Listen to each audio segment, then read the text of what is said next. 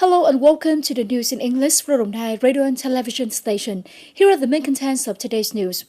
Chairman of the Provincial People's Committee Đinh Quốc Thái and Vice Chairman of the Provincial People's Committee Trần Văn Vĩnh on April the 13th had the meeting with departments and localities and listened to the report proposing specific mechanisms of compensation, resettlement and support for the project of Long Thành International Airport. Implementing the Provincial People's Committee direction, the Department of Natural Resources and Environment has coordinated with relevant departments and the People's Committee of Long Thành District to advise the Provincial People's Committee to propose the government, central ministries and departments three main mechanisms. First is to separate compensation, land clearance and resettlement to form sub-projects and assign Đồng Nai Provincial People's Committee to be the investor. Second is to allow Đồng Nai to assign bid packages of consulting, designing, supervising, constructing, evaluating and approving investment projects, profiles of construction techniques design, estimation for the two resettlement of Bình Sơn and Lộc An Bình Sơn. Third is to propose the government early approve the policy framework of the project which has been built by the province.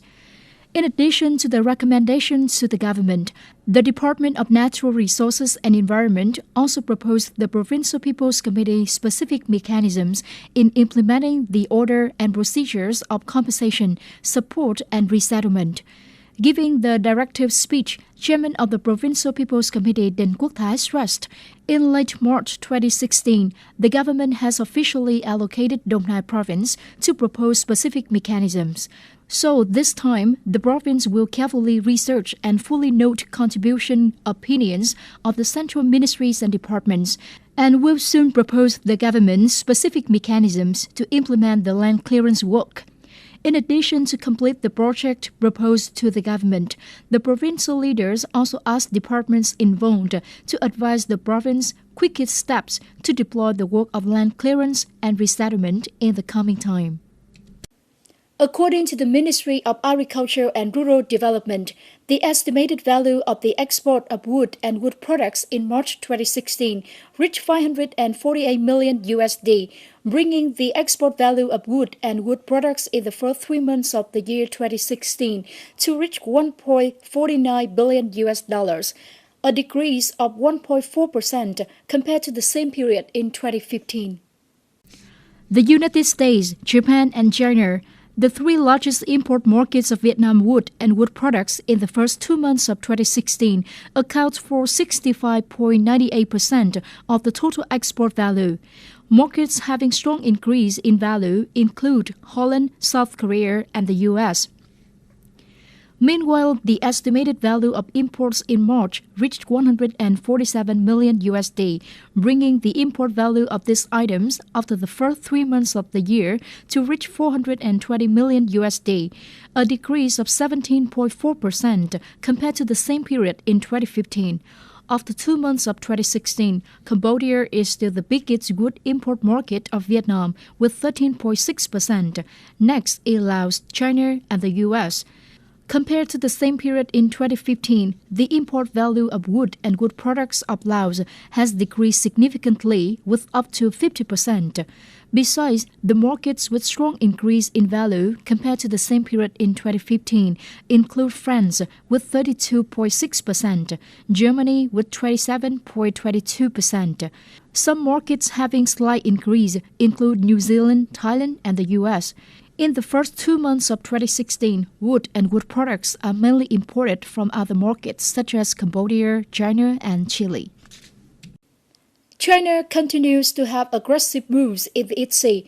According to the satellite images provided exclusively to Fox News, China has just arranged new fighters to Fulham Island in the Hoàng Sa Islands of Vietnam sovereignty, which has been illegally occupied by China. Images taken from the international satellite ImageSat on April the 7th and recognized as authentic by the U.S. defense officials show that the Shenyang 11 fighter of China is present in Fulham Island. The satellite images also show a new fire control radar system has been installed in Fulham Island to help operate comprehensively the surface-to-air missile launchers deployed by China in February. In addition, 4 out of the 8 surface-to-air missiles are ready to fire from the eastern side of Fulham Island. The Hong-9 radar system of China, with the operation range of 125 miles, can be a threat to U.S. military aircrafts and civil aircrafts. The U.S. military are concerned that this radar system could allow Beijing to track U.S. fighters, bombers, and planes gathering intelligence. The analyst said, after Fulham Island in the Huangsha Islands, China would send fighters to the Cheungsha Islands in the coming time. The stormy relationship between Russia and the U.S. has become worse when on April the 13th, the U.S. strongly opposed to the hypothetical attack by Russian military aircrafts near a warship of the U.S.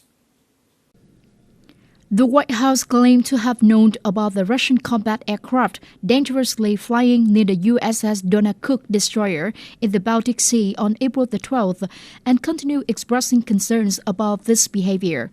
Earlier, an anonymous U.S. official said 2 military aircrafts of Russia carried out attack rehearsal near the USS Donald Cook destroyer and considered this one of the most aggressive actions in recent time. The U.S. military also announced the photos and video filming the Russian fighter flying near the USS Donald Cook in the Baltic Sea. Russia has yet to respond to the statement by the U.S. That's all for the news in English for today. Thanks for joining us and goodbye.